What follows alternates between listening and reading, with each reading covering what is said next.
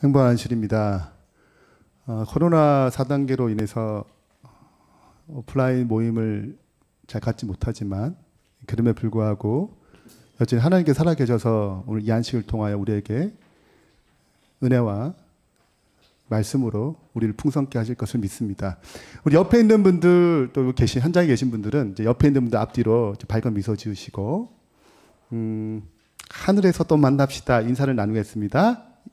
하늘에서 또 만납시다. 네. 네. 오늘은 요한복음 8장 강해입니다.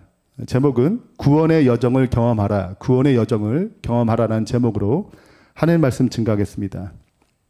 오늘 본문 말씀이고요. 요한복음 8장 1절부터 11절에 있는 내용입니다. 뭐 다 아는 내용이죠. 이게 무슨 사진인가요? 네, 제가 2017년도에 성지순례를 다녀온 사진입니다. 제가 퀴즈를 내려고 했었는데 설교에 방해될까봐 안 했어요. 자, 그래서 저가 여기 있습니다. 어머니랑 같이 갔어요. 그래서 앞에 계신 분 저희 어머니예요. 그리고 우리 교회 안영진 집사님 부모님 또 계세요. 안병구 교수님과 노경란 집사님 같이 갔습니다. 제가 가기 전에는 상태가 이랬습니다. 무슨 상태냐면 갈멜산이거든요. 저희가 갈멜산 하면 엘리야가 뭐 하는 곳이에요? 430명의 그 바알 선지자들과 거기 누가 불을 내리냐 이런 곳이잖아요. 그리고 기도하면서 물을 내렸던 장소잖아요. 이게 다예요. 갈멜산 하면 어디 저 끝에 있어요. 근데 이게 그림이 안 그려져요. 단지 뭐만 보여지냐면 저렇게 지도나 이렇게밖에 생각이 안 나는 것입니다. 또 하나의 그림이 이제 갈릴리 바다예요. 가기 전까지는 이게 다였어요. 갈릴리 바다. 예수님께서 바다 위를 걸으셨지. 여기 왔다 갔다 하셨지. 그게 다였어요. 근데 제가 갔죠. 여기 갈멜산에 제가 기도하는 장면입니다. 혹시 비가 내릴까 해서 제가 기도를. 예. 저 자리가 엘리야가 기도했던 자리래요. 그래서 그렇게 기도했고 여기가 또 갈릴리 바다를 지났어요. 그래서 그 지형을 보게 되면 왜 여기가 갑작스럽게 폭풍이 오는지 알게 됩니다. 네, 거기 가면 이해가 돼요. 지형적으로 이해가 됩니다. 전에는 이해를 못했죠. 그냥 막연하게 지도와 뭐 그림으로 이해할지 실제 제가 체험하지 않았기 때문에 잘 몰라요. 지금은 갈릴리 하면 갈릴리란 단어가 생각나는 게 아니라 그림이 그려지죠. 내가 직접 체험했으니까 현장이 생각납니다. 제주도 가신 분 손 들어보세요. 네. 제주도를 가본 경험이 있다. 이시네요. 자, 그럼 제주도를 하면 안 가신 분은 제주도란 단어, 그림, 이게밖에 생각 안 나요. 그러나 가신 분은 내가 간 경험이 생각납니다. 이 땅의 여행도 이렇지만 영적인 세계도 동일합니다. 구원의 여정도 이론이 아니고 경험으로 이해돼야 돼요. 우리가 먼저 지도를 보고 또 이렇게 가는 것들을 지식적으로 배울 수 있겠지만 마침내 우리는 그것을 경험을 통해서 죄인은 이란 말은 이런 것이지. 거듭남은 이런 거야. 성화는 이렇게 경험되는 거지.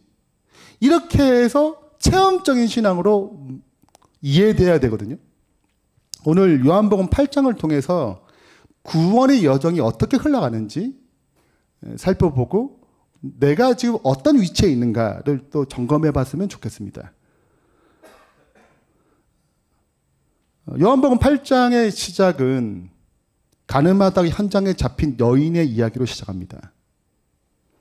예수님을 고발할 조건을 얻고자 가늠한 현장에 잡힌 여인을 데려왔어요. 아주 의도적으로 예수님을 시험하고자 진행했습니다. 여기서의 문제는 모세의 법에 의하면 가늠하다가 현장에 잡힌 여인을 어떻게 해야 돼요? 남자도 실은 돌로 쳐 죽여야 되는데 남자는 어떻게 안 보이고 여자만 있습니다. 그리고 가늠하다 현장에 잡히면 모세의 법에 의하면 돌로 쳐서 죽게 돼 있어요. 그러나 지금은 로마 식민지 아래 있습니다. 그렇기 때문에 그들에게는 사형권이 없어요. 그래서 모세의 법에 의하면 돌로 쳐 죽일 수 있겠지만 죽이게 되면 로마법에 걸립니다. 그렇기 때문에 예수님에게 이 얘기를 함으로 굉장하게 곤란하게 만들기 위해서 의도적으로 찾아왔어요. 모세의 법에 의해서 죽이라 그러면 로마법에 걸리고 죽이지 말라 그러면 모세의 법에 걸리는 아주 어려운 상황 가운데 예수님을 처하게 만들었습니다.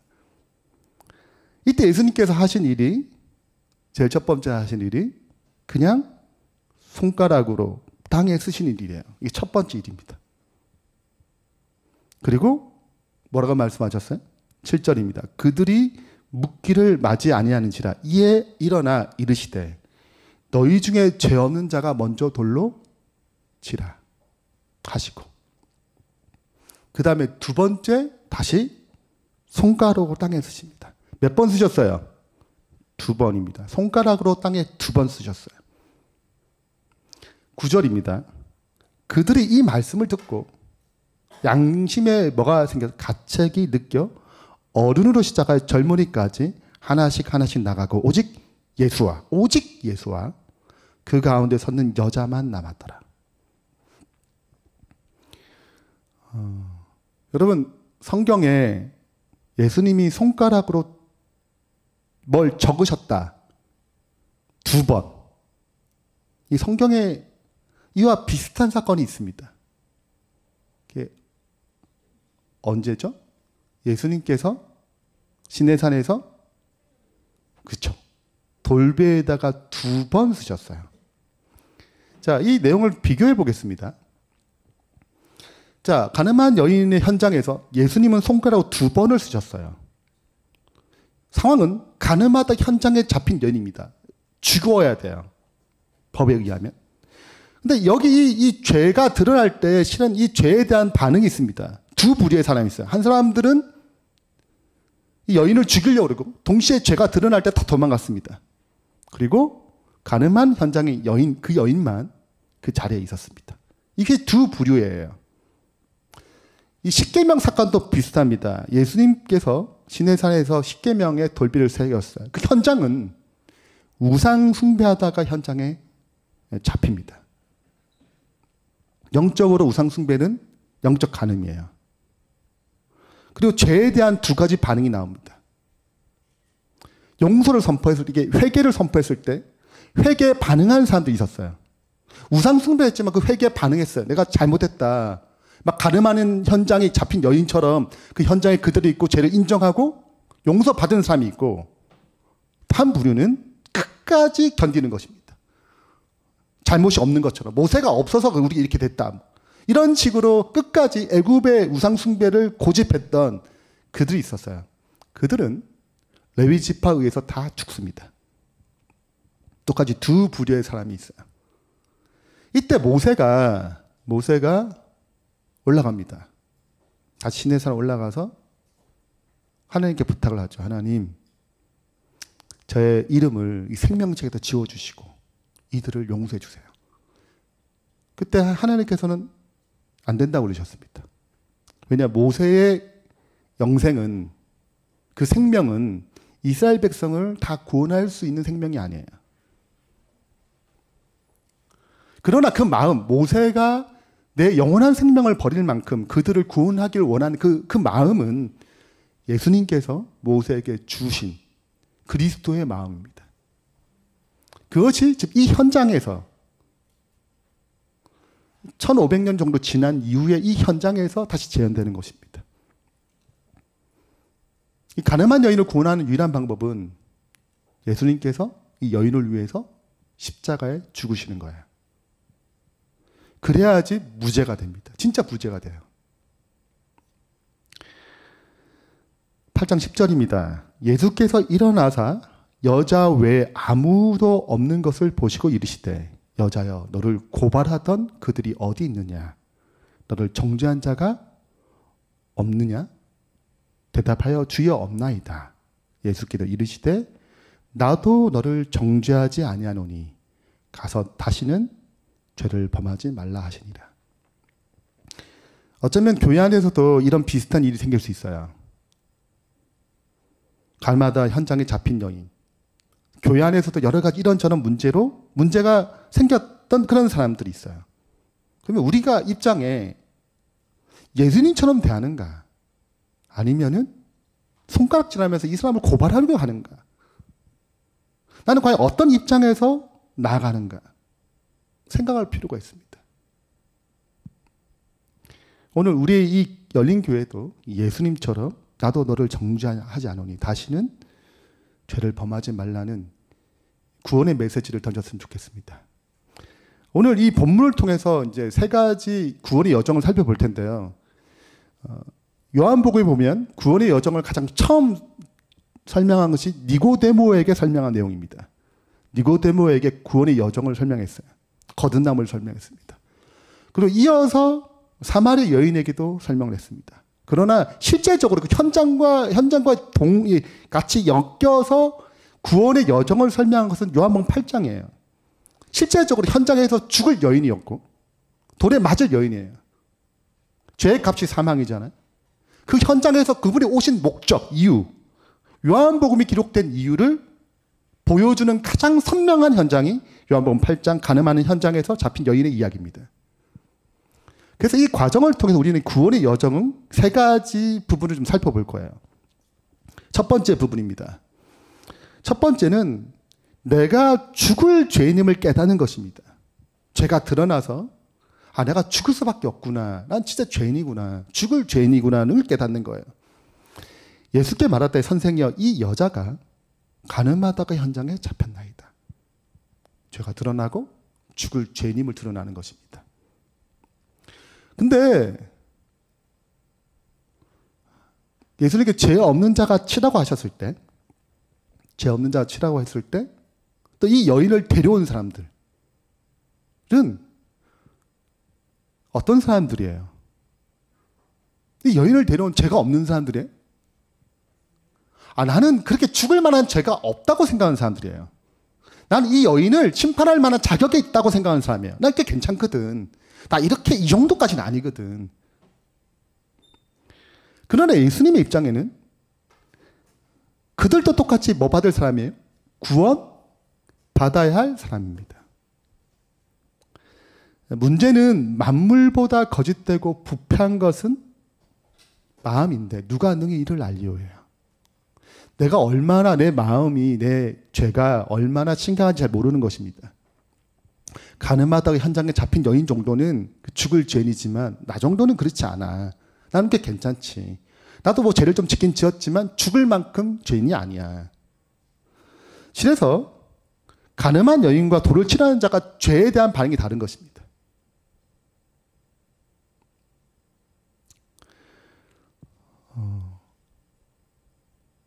뭐가 어렵냐면 내가 죄인으로 인정하는 수준이 아니고 내가 정말 죽을 죄인이다 라고 인정하는 것이 어려워요. 내가 정말 죽을 죄인이라고 깨닫게 되면 그리스도가 진짜 필요하거든요. 근데 그 정도까지는 아닌 것입니다. 그러니까 죄가 드러나자 도망가는 거예요. 그래서 니고데모 같은 사람들이 어렵습니다. 니고데모는 굉장히 선한 사람이에요. 바리새인이고 구제도 너무 잘했습니다. 부자예요. 모든 것이 다 갖춘 사람이 여유롭죠. 그런데 침례 요한의 회개의 기별이 니고데모의 마음을 회심시키지 못했습니다.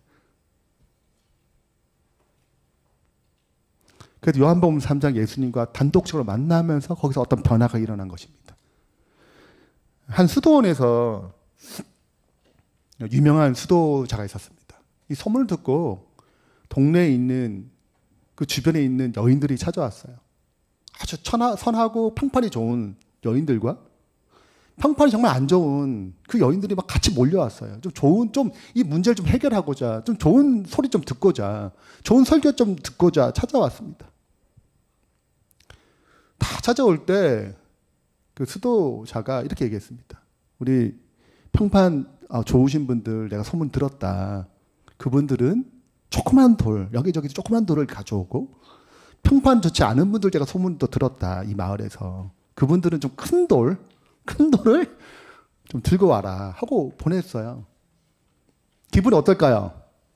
평판 안 좋은 사람, 안 그래 평판도 안 좋은데 나 이렇게 무거운 돌을 들어야 돼? 라는 생각이 들겠고, 평판 좋은 사람, 야, 그 평소 때 평판이 좋아야 돼 하면 조그만 돌을 주우면서 부담 없이 왔어요. 그때 수도자가 이렇게 얘기합니다. 다시 그 자리로 돌려놓으세요. 무겁게 들고 온 사람은 알아요. 한두 개 가져왔거든요. 무거운 거. 그러니까 어디 든지 알죠. 근데 여기저기서 조그만 돌을 가져온 그 평판 좋은 여자들은 좀 놓다가 어딘지 모르는 것입니다. 이 돌을 어디 넣어야 될지 잘 모르는 거예요. 그래서 왔어요. 이렇게 얘기합니다. 우리는 기억이 나지 않아서 이 돌들을 제자리로 돌려놓을 수 없어요. 그때 수도자 이렇게 얘기합니다. 나름 꽤 괜찮다고 생각하는 사람들은 작게 여겨지는 죄들에 대해 기억도 못하고 회개하지도 않고 그냥 넘어가는 경우가 허다합니다.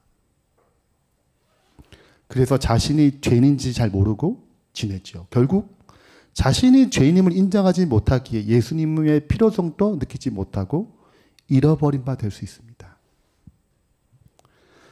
구원의 여정에서 가장 첫 번째 시작은 내가 죽을 죄인임을 깨닫는 것입니다. 그건 굉장히 큰 은혜예요. 찬미가 331페이지에 이런 찬양이 있습니다. 죄인 오라 하실 때에 날 부르소서. 누굴 부르실 때? 죄인을 오라고 하실 때.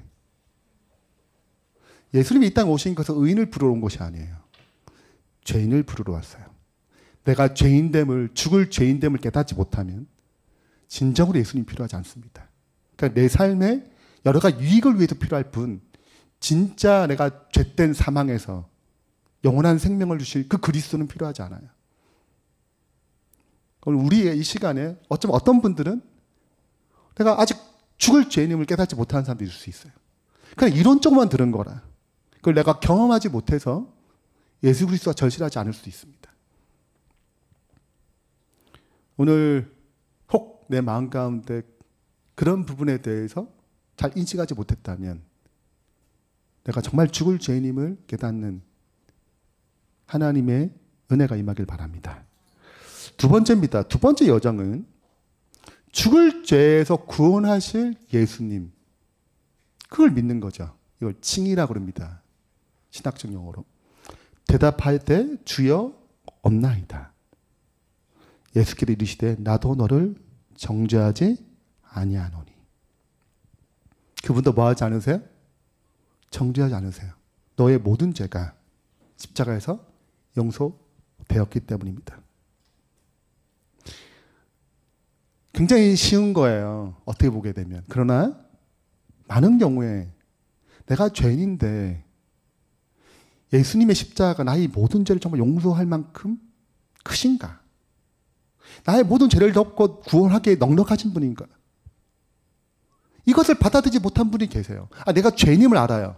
그러니까 내가 죽을 죄인이야. 근데 이게 너무 죄가 너무 많아가지고 정말 예수님 십자가가 나의 모든 죄를 용서하시는가? 그만큼 넉넉하시는가? 나 같은 사람도 구원하실 수 있는가? 나는 맨날 또 하나님 잘 믿는 것처럼 하다가 또 넘어지는데 이런 나를 구원하실 수 있으신가? 라는 의문을 갖고 있어요. 그러니까 예수님의 십자가 그 보혈을 완전히 받아들이지 못하는 것입니다. 나의 모든 것을 용서할 만한 분임을 신뢰하지 못하는 거예요.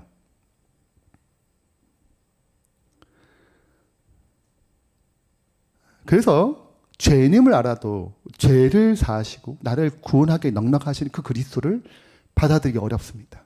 이게 두 번째 단계예요. 때로는 애매하게 받아들여서 자꾸 내가 어떤 선한 행위로 구원을 더하려고 하는 거예요. 지금 저도 이제 신학과 다닐 때 그랬습니다. 십자가가 있고 여러분 보시는 편에서 오른편이죠. 자, 오른편이 영생입니다. 그리고 왼편이 사망이죠. 내가 예수님 믿고 이제 내가 영생의 그 영역에서 점점 전진해 갑니다. 하나님 뜻대로 사는 거예요. 근데 딱 죄를 지었어요. 그러면은 위치가 바뀌는 것입니다. 어디로? 사망으로. 그래서 구원을 잃어버린 거예요. 그리고 다시 회개를 합니다. 아, 이렇게 살면 안 되지. 회개를 하고 다시 위치가 올라가요. 그러니까 좀 하는 뜻대로 살다가 다시 또 죄짓고 또 이렇게 사망에 거했다가 다시 회개하고 다시 왔다 구원이 있다가 없다 구원이 있다가 없다가. 네. 이렇게 제가 구원을 이해했습니다. 네. 근데 이렇게 이해하는 분들이 많아요. 네. 그리고 잘 모르는 것입니다. 내가 어떤 구원관을 가진지 잘 몰라요. 그래서 내 행위가 구원에 자꾸 보탬이 되려고 자꾸 노력하는 것입니다.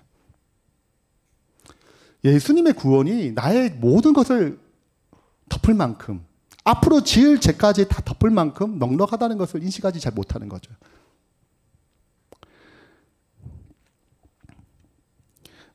우리 예수 집사님 이제 DT 끝나셨으니까 DTL 과정의 필독서가 껍질 속의 복음입니다. 예. 이 책의 서두, 잭 셰키나 목사님이 쓰셨는데, 이 잭 셰키나 목사님이 이제 에티오피아에서 신학 과장으로 사역하실 때 이야기입니다. 이 서두가 그렇게 시작해요. 우간다가 공산화되고 에티오피아는 그때까지 그리스도교 국가였습니다. 근데 1973년에 이제 바뀌었어요.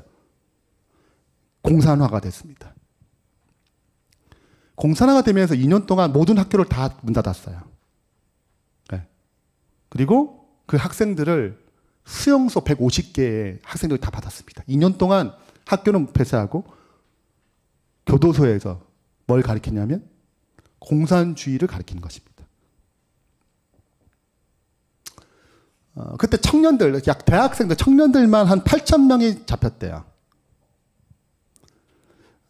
그 서두에 이렇게 기록합니다. 우리 그리스도인 청년들이 약 8,000명 중에서 8,000명이 수용소에 수용되었다. 성경도 기도도 할 수 없었다. 더욱 심한 것은 왼손을 쳐들고 슬로건을 외쳐야 했다. 그 슬로건이 뭐냐면 외치는 구호들 중에서 두 가지는 하나님은 사기꾼이다.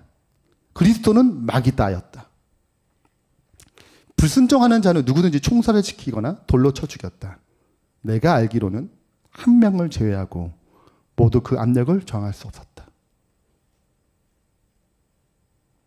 진짜 그리스도를 고백하는 사람은 한 명밖에 없었다는 거죠. 물론 또 있을 수 있겠지만 자기 알기로는 한 명 외에 없었다는 것입니다. 그 이유에 대해서 이렇게 기록했어요.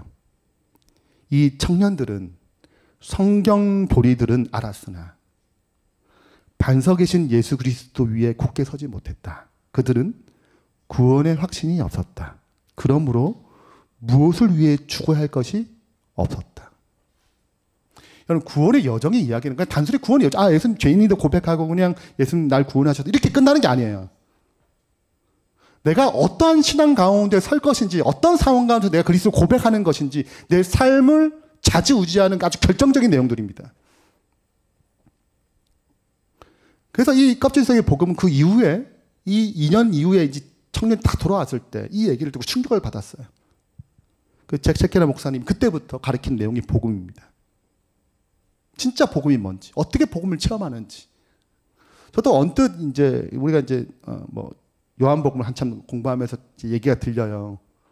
교회를 다니지만 구원의 확신이 없는 분. 네.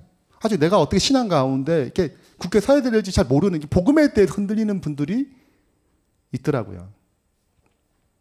그래서 저는 언뜻 무슨 생각이 드냐면, 아, 우리 교회에 그런 분들을 마치 예수님께 니고데모를 만난 것처럼, 예수님께서 사마리 여인을 만났던 것처럼, 이게 단체적으로 해결되는 게 아니라 이게 개인적으로 해결될 부분들이 꽤 많거든요. 왜냐하면 이렇게 들어서 잘 모르는 것입니다. 뭐가 진짜 어떤 고정관념이, 어떤 선입견이, 편견이 그를 구원의 주 그리스도로 복음을 온전히 받아들이는 방해되는지 잘 모르는 것입니다. 그래서 저는 개인적으로 복음반 정도는 필요하다고 생각돼요. 네. 그런 여러 가지 것들은 제가 고민 중에 있습니다. 어떻게 복음을 경험할 수 있도록 지도할 것인가.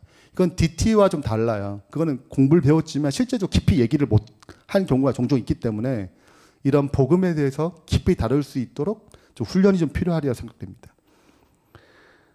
여튼 이들이 이 복음에 대해서 확신을 가진 이후에 바뀌었어요. 한 예가 나오는데 15살 되는 소녀 이야기 나옵니다. 그 소녀는 예수님의 개인의 구조를 받아들였어요. 근데 자기도 잘 몰랐대요. 그 소년이 15세 되는 소년이 어떠한 믿음을 가진 자기도 몰랐대요. 근데 그 15세 된 소년이 잡혔습니다. 신앙 고백을 시켰어요. 되게 내성적이고 되게 소심한 소녀였는데 너 예수님을 믿으면 내가 너의 팔을 부수고 다리를 부수고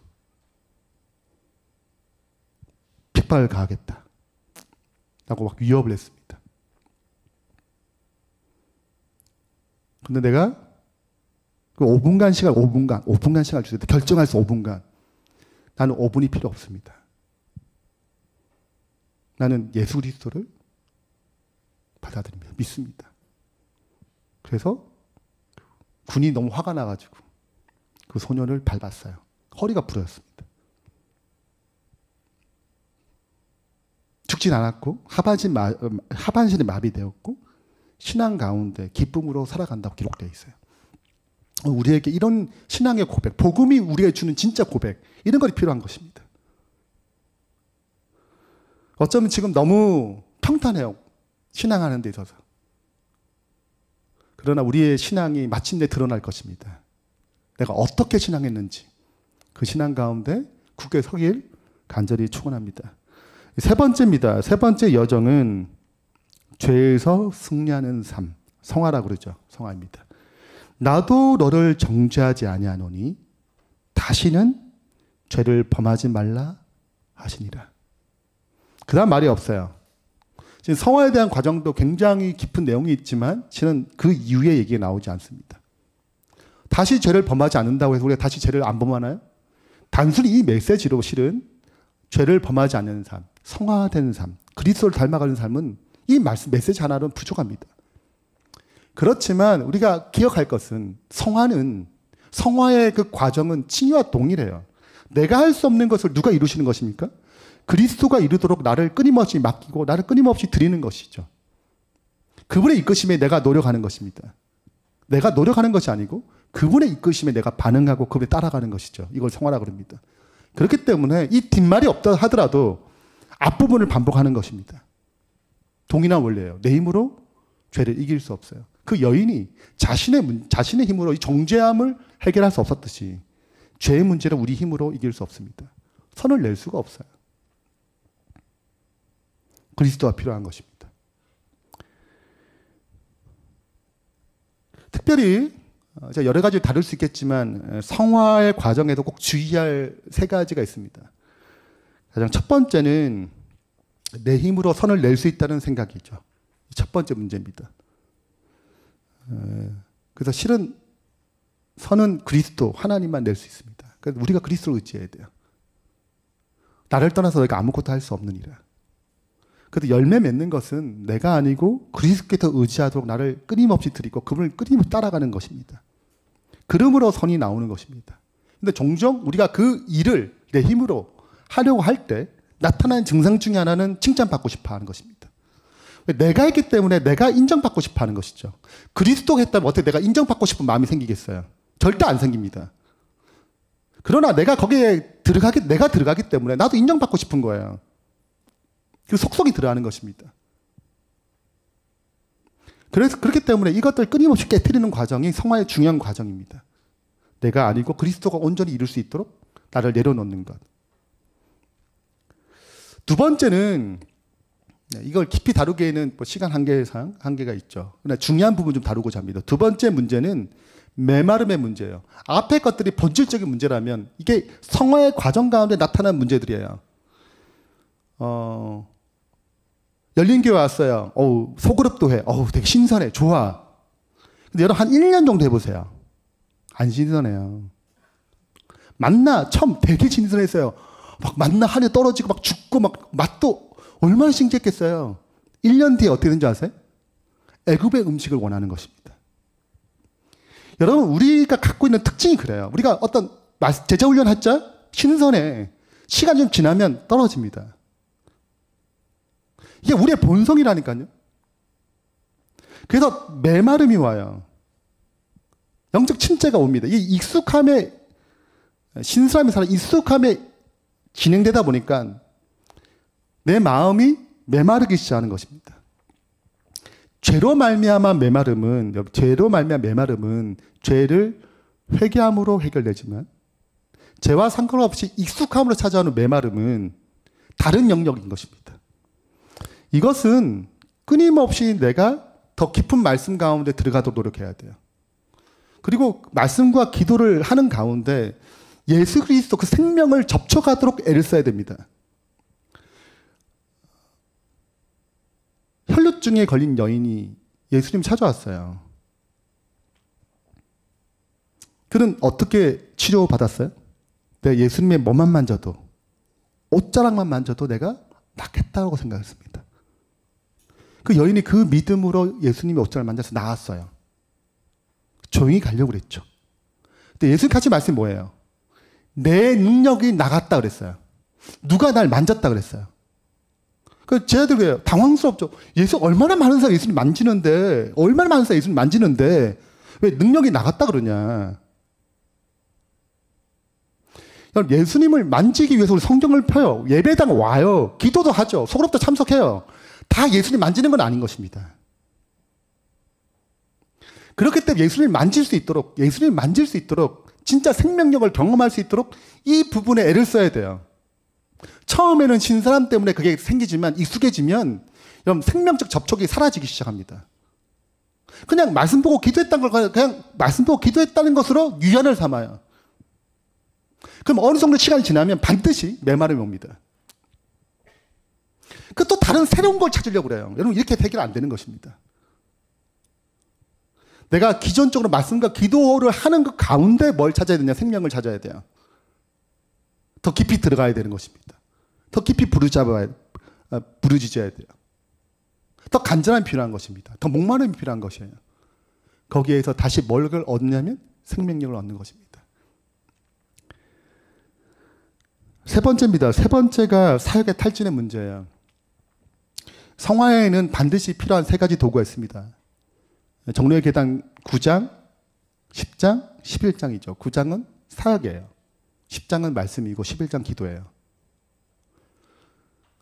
근데 10장, 11장 말씀 보고 기도하는 거 알겠어요. 이건 성화에 굉장히 중요한 도구입니다. 그러나 사역을 할 때 나타난 것 중 하나가 사역의 탈진이 일어납니다. 사역이 힘들거든요. 그래서 흔들리는 거예요. 내려놓고 싶고 이것저것 피하고 싶고 이런 것들이 생기는 것입니다. 사역을 반드시 해야 실은 성화가 돼요. 우리 그분의 사역을 참여함으로 변화됩니다. 그건 필수적입니다. 그런데 엘리야도 도중에 실패했어요. 너무 힘들어서 내려놓고 도망갑니다. 이런 일들이 생기는 것입니다. 실제적으로. 이 사역의 탈진의 문제를 어떻게 해결할 것인가? 그것은 채움의 문제예요. 채움의 균형입니다. 뭔가 채우지 못했어요. 뭔가 문제가 생겼습니다. 물론 사역의 탈진의 문제에서 가장 중요한 부분에 있어서 로이드 존스는 영적 침체에서 어떻게 기록하고 있냐면 불신앙의 가장 중요한 원인이다 얘기해요. 불신앙. 그리스도를 온전히 신뢰하지 못하는 것이 가장 본질적인 원인이나 그 파생되는 것들이 있다 얘기해요. 로이드 존슨의 영적 침체는 한 21가지 정도가 쭉 나오는데 그 여러 가지 침체된 이유가 나오는데 그 중에서 여기에 합당하는 것이 크게 세 가지가 있습니다. 하나는 영과 혼과 육에 대한 균형, 체험이 균형지지 않을 때 생기는 문제예요. 육적인 것부터 시작했습니다. 데살로니가전서 5장 23절에는 그분이 오실 때 영과 혼과 몸이 온전해지길 바라는 것입니다. 자, 근데 육에 대한 부분들은 예를 들자면 좀 잠을 잘 자지 못했어요. 그러면 여러분의 삶의 하루가 물론 잠깐은 괜찮을 수 있어도 몇 번 이게 반복되면 여러분 삶의 패턴은 어떻게 될 것 같아요? 사역을 제대로 할 수 있을 것 같아요? 못해요. 여러분도 생각해 보세요. 내가 체력적으로 문제가 생기면 사역을 할 때 금방 탈진이 옵니다. 그러므로 육적인 것은 굉장히 중요해요. 뉴스타트가 의미가 있는 것은 저도 꼭 저한테 적용될 부분이지만 뉴스타트가 중요한 이유 중에 하나는 그분의 사역을 할 때 온전한 힘으로 할 수 있도록 도와주는 것입니다. 그게 본질은 아니에요. 그래서 굉장히 중요한 영역인 거죠. 그래서 그것을 체험이 필요합니다. 잠을 잘 자야 돼요. 체력을 잘 보충해야 돼요. 잘 먹어야 되고 균형지게 운동도 해야 되고 그런 어떤 삶의 라이프 스타일이 필요한 것입니다. 지나치면 안 되지만 부족해도 안 돼요. 두 번째 문제는 혼적인 문제입니다. 혼은 세 가지 구성이 있어요. 지성, 감성, 의지력입니다. 이 세 가지죠. 근데 지적인 것도 반드시 체험을 얻어야 됩니다. 우리는 그 체험을 얻는 중에 가장 효과적인 것들이 독서예요. 여러분, 이게 지적인 것들이 잘 체험이 되지 않으면 우리가 어떤 하나님이 일을 하는데 굉장히 편협적으로 일합니다. 자기가 아는 것이 단 줄 알아요. 네. 여러분, 배움의 힘이 끊어지면 그때부터 바리새인처럼 됩니다. 바리새인은 외골수예요. 벗어나지 못해요. 그리스도를 받아들이지 못합니다. 새로운 걸 받아들이지 못해요. 여러분, 우리가 얼마나 사회가 많이 바뀝니까? 바뀌거든요. 그래서 새로운 방법, 새로운 이 시대에 만든 새로운 접근이 필요합니다. 동일해요. 그런 것처럼 우리가 이 갇혀져 있는 내가 갖고 있는 사고를 확장할 수 있도록 끊임없이 배움의 일을 하지 아니하면 우리는 거기에 매몰됩니다. 그래서 제가 제자 훈련에 계속 책을 자꾸 읽도록 하고 제가 자꾸 책을 소개하는 중요한 이유 중에 하나는 저도 똑같이 갇힐 수 있거든요. 제가 아는 지식이 이 정도면 충분하지. 그럼 거기서부터 그때부터 갇히는 것입니다. 성령의 도우심을 통해서 끊임없이 지적인 체험이 필요해요. 정서적인 체험도 필요하죠. 이런 균형을 통하여 우리는 사역의 탈취를 막을 수 있습니다. 이런 체험을 통하여. 마지막 세 번째가 영적인 체험이죠. 예수님께서 사역할 때 너무 많은 사역을 하셨기 때문에 많이 힘드셨어요. 지치고 들어오셨다고 그랬습니다. 근데 그분이 기도하러 들어갔을 때 그 생명이 충만하게 나오셨다고 그랬어요. 영적인 체험이에요. 이 세 가지 균형이 온전히 잡혀야지만 우리가 사역할 때 탈출이 일어나지 않습니다. 우리의 성화의 과정에서 이러한 것들이 굉장히 중요한 부분입니다. 이러한 부분들을 우리가 잘 기억하고 이러한 문제들을 주님 안에서 해결해 나갈 때 우리가 보다 더 건강하게 그리스도 안에서 성장할 수 있으리라 믿어 의심치 않습니다. 결론을 맺겠습니다.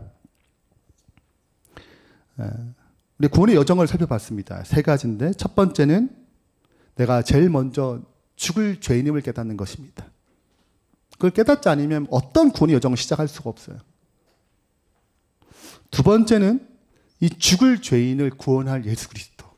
그 구원이 넉넉하다는 것을 아는 것입니다. 이건 내가 값싸게 죄를 짓는 것을 얘기하는 것이 아니고 나를 구원할 만큼 넉넉하신 분을 받아들이는 것입니다. 이것이 두 번째 과정이에요. 세 번째 과정은 죄에서 승리하는 삶, 즉 예수님께 나의 삶을 의탁하는 것입니다. 성화의 과정이죠. 이 모든 것의 핵심은 예수 그리스도입니다. 오늘 우리 주제가를 다 같이 또 부를 텐데 우리 삶에 여러 가지 문제가 생길 수 있어요.